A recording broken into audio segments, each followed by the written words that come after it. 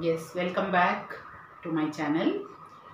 In this session, I am going to discuss about the pollination and in detail about pollination. So, I may be taking about 2 or 3 videos, 2 or 3 sessions to complete the topic. So, in this topic, pollination, I am going to discuss first about the types of pollinations. What is pollination and what are the types of pollinations, and then I will try to complete the topic in 2 or 3 videos. So, we are going to discuss in detail about the pollination and its types. So, first let us start with what is a pollination. Pollination means it is the transfer of pollen from anther to stigma. That is called as a pollination. Transfer of pollen is transferred from anther to stigma.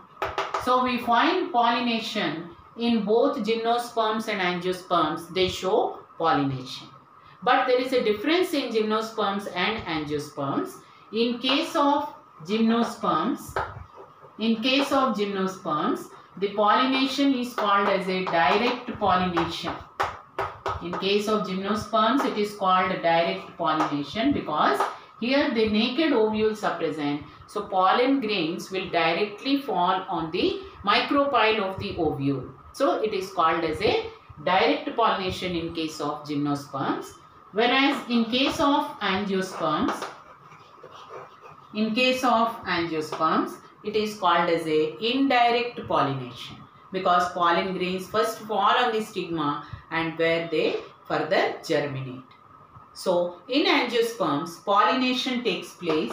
It is an indirect type of pollination and it takes place mostly at 2-celled stage and 3-celled stage. Mostly means about 60% of angiosperms, they show pollination at 2-celled stage. What are those 2 cells? Vegetative cell and generative cell. And 3-celled stage, 40%. Remaining 40% will show pollination at 3-celled stage, where the male gametes are also formed. There is a pollen tube and 2 male gametes. That makes 3 cells. And here vegetative cell and generative cell. That makes the 2 cells. So mostly at 2-celled stage, and it may also take place at 3-celled stage also. So that is what is indirect and direct pollination. Now we are going to do the different types of indirect pollination.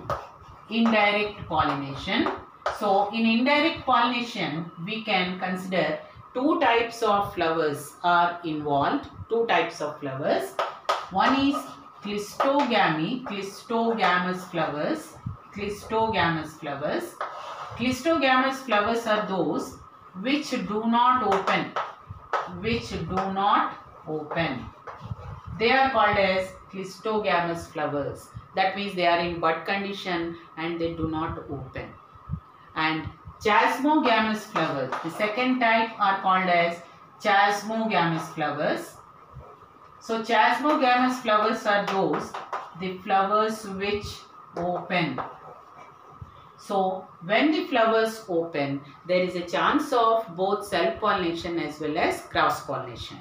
So chasmogamous flowers can show self as well as cross-pollination.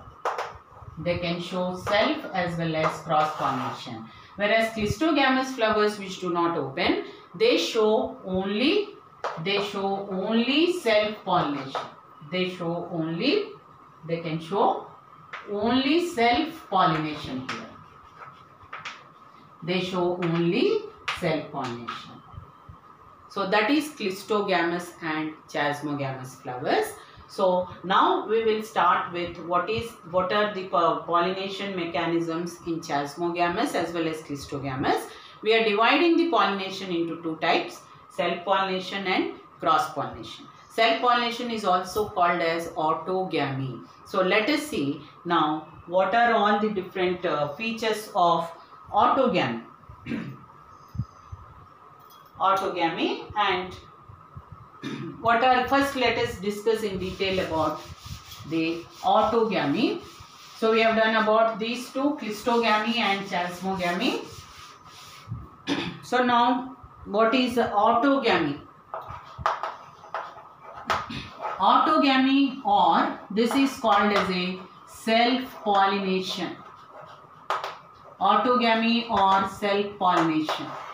So in autogamy or self-pollination, pollen is transferred from the anther to stigma of the same flower. That means here single flower is involved. First thing, single flower is involved, and bisexual flower is required. Bisexual flower also is involved. Bisexual flower is essential. In unisexual flower, it cannot take place. So bisexual flower is essential and it takes place in a single flower. And what is required in a bisexual flower to self-pollination to take place is there should be synchrony between pollen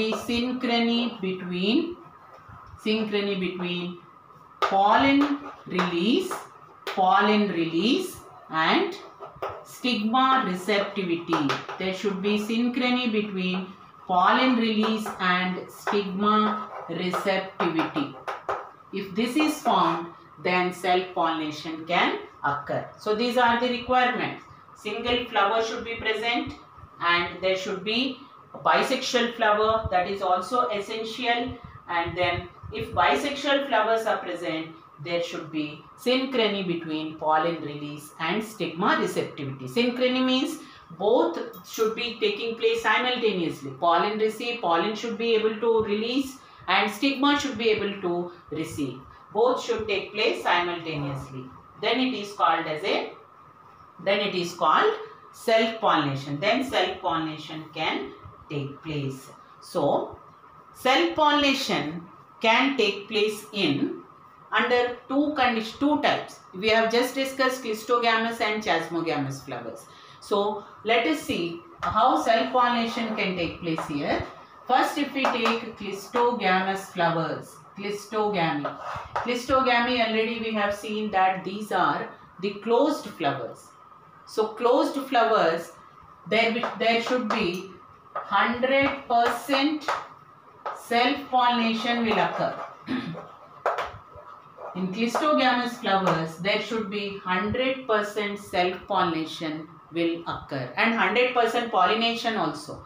Pollination otherwise is a chance process, but in clistogamous condition, 100% pollination and 100% self-pollination will occur. And here no pollinating agent is required, no pollinator is required. No pollination is required, no pollinator is not required at all. And then assured seed set, we can find assured seed set. Assured seed set means compulsorily there will be seed formation. So we find assured seed set even in the absence of pollinator.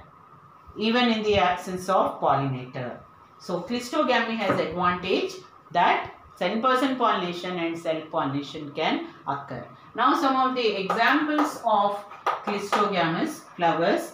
If we take some of the examples, viola, which is called as common pansy, viola. Camelina, another example, camelina. And then streptocarpus. Camelina and streptocarpus. So three examples, viola, camelina and streptocarpus. So of these, camelina will produce two types of flowers. Camelina is going to produce two types of flowers, that is both chasmogamous and clistogamous flowers. And here chasmogamous flowers are aerial, clistogamous are underground in case of camelina. Streptocarpus also produces both the types of flowers. So here the two types of flowers, both are found to be aerial. In case of streptocarpus, both the flowers are found to be aerial. So chasmogamous flowers, anyhow they are aerial, chasmogamous. But normally clistogamous are underground. But in Streptocarpus we find both the flowers are aerial. So that is first the Clistogamous flowers. So now suppose Chasmogamous flowers, the self pollination occurs. Next we will see Chasmogamous flowers. So Chasmogamous flowers, what should be the essential to occur in Chasmogamous? First thing, in Chasmogamous flower, self pollination to occur, it should be bisexual flower. Flower should be bisexual. That is first important thing for Chasmogamous flowers to occur.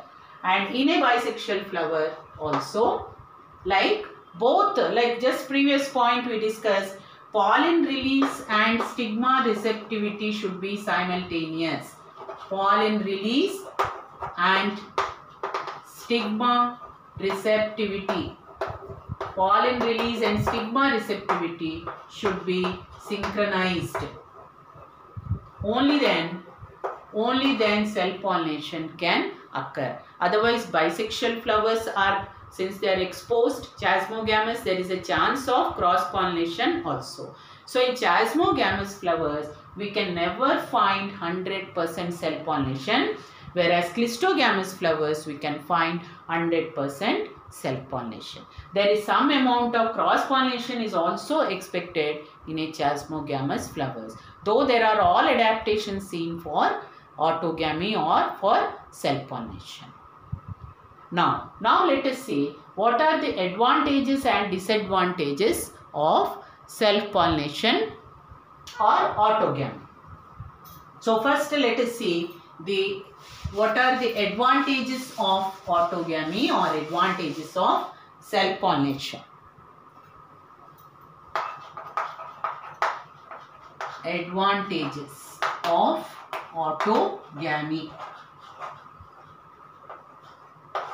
Advantages of autogamy. The first advantage of autogamy is maintenance of parental characters. Maintenance of parental characters. That is, without any change, the parental characters can be maintained. Then the second advantage is it helps in maintaining pure lines in hybridization experiment. Maintains pure lines in hybridization experiments. Hybridization experiments. We know in hybridization experiments many pure lines are obtained having all the superior characters. Pure line means it has all the superior characters. So these can be maintained by performing only self-pollination. And they do not need large number of pollen grains. Do not need large number of pollen grains. Large number of pollen grains. Because they need not travel to different place. The same flower they have to be deposited. So they do not need large number of pollen grains. And flowers also do not develop. They do not develop any devices to attract insects. They also do not develop any devices to attract insects. So these are all some of the advantages of autogamy or self-pollination. Now let us see what there are some disadvantages also, demerits, or there are some disadvantages of the pollination autogamy. So disadvantages of self-pollination. First disadvantage is hybrid vigor. Hybrid vigor decreases. Hybrid vigor decreases. Hybrid vigor means superior characters of hybrids. So hybrid vigor decreases. The vigor and vitality means, vigor means ability to grow. So this vigor and vitality, vigor will decrease. Vigor and vitality is growing, their ability to grow. And immunity also, immunity to any diseases decrease. Immunity to disease any disease, decrease. Or in other words, what can you call it as? Disease resistant character also will decrease. Immunity, decreasing immunity means disease resistant characters also will decrease. And then the another disadvantage is adaptability to surroundings. Adaptability to surroundings also will decrease. Adaptability to surroundings also decrease. The plants will become less adaptable to any external or extreme conditions, because what happens due to continuous self-pollination, we know one feature called as inbreeding depression. The inbreeding depression can arise continuously if it is self-pollinated, and as a result of inbreeding depression, all the superior characters will decrease. Why there is an inbreeding depression? That is because again we can relate it to homozygous condition. Homozygosity increases due to continuous self-pollination. So this point also last I can mention under disadvantage, homozygosity increase. Homozygosity increase, which decreases the hybrid vigor or other superior characters, which decreases the hybrid vigor or any other superior characters. So these are the disadvantages of self-pollination. Now lastly, I am going to discuss the last one which I am going to discuss now is about what are the contrivances of autogamy, or what are the adaptations seen in plants to show self-pollination. So these are called as contrivances of autogamy or self-pollination. Contrivances of autogamy or self-pollination. So let us see what are the contrivances of autogamy. Contrivances means how plants are adapted to show self-pollination. So first adaptation is homogamy. Homogamy is in a bisexual flower. Homogamy is seen in bisexual flower when both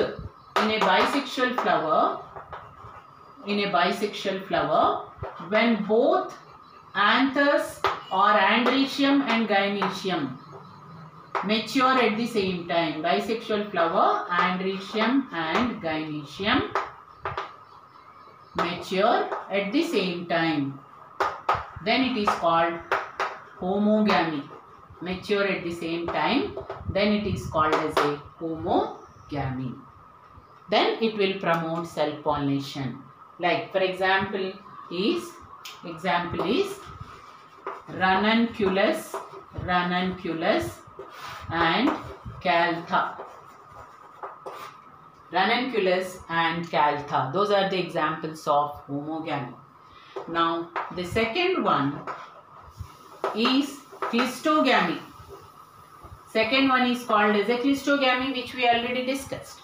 Cleistogamy means pollination taking place in a closed flower. So this will ensure 10% self-pollination. So cleistogamy will ensure 10% self-pollination. Already I have given you the examples like Streptocarpus and another example Camelina. Streptocarpus and Camelina. Now next one is, the third one is called as a bud pollination. The third type of contrivance is called as bud pollination. Bud pollination. So here pollination taking place just in bud condition.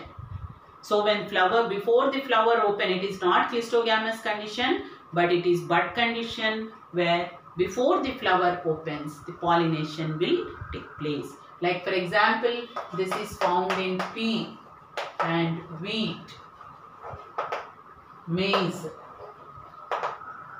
So in these plants we find bud pollination. Pea, we find in pea, wheat, maize, tobacco also. You take tobacco, rice. So these you take. Maize we find even cross pollination also. So pea, wheat, tobacco and rice. So these you can take for bud pollination example. Now last one, another contrivance for this. So here you examples. Now last one is safety mechanism. Safety mechanism.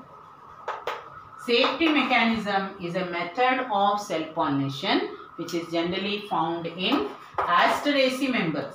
It is found in Asteraceae members. You know Asteraceae members, one example of Asteraceae you can take sunflower.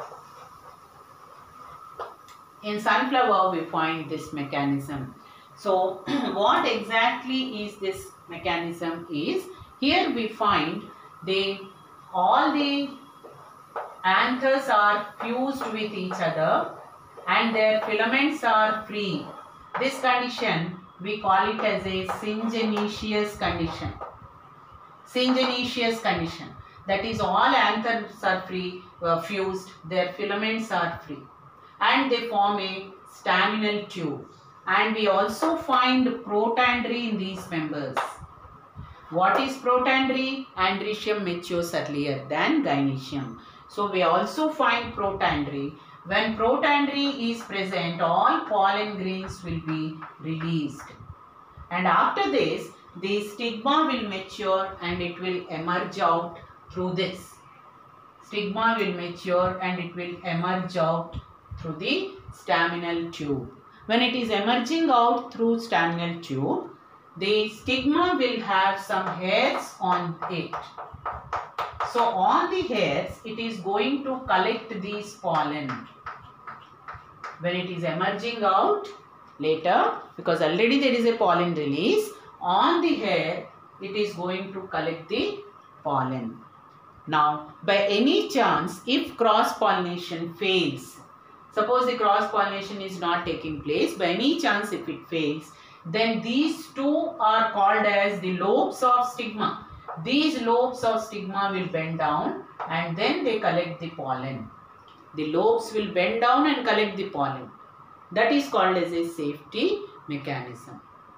So syngenetious condition is there, protandry is there. Or in spite of all that, if cross-pollination fails, then these are called as the lobes of stigma. These lobes of stigma will bend down, then collect the pollen and bring about the self-pollination. So here the conditions, see how the conditions are promoting self-pollination. Of course, there are some conditions to promote cross-pollination also. Like protandry is promoting cross-pollination. And this is called as hercogamy. The stigma and stamens are at different heights. That is called hercogamy. That's what I am going to discuss in the next topic. So in spite of that, still self-pollination also is there in order to pollination to take place. So that's why it is called as a safety mechanism. So here we have done about 4 different types of contrivances of self-pollination, and that is homogamy, cleistogamy, bud pollination and safety mechanism. So here with this I complete the autogamy or self-pollination. So here I am going to conclude my video. In my next video I am going to discuss in detail about cross-pollination. I hope you like it. Those who have liked, please subscribe and share to the maximum extent. So thank you very much. Let's meet in the next video.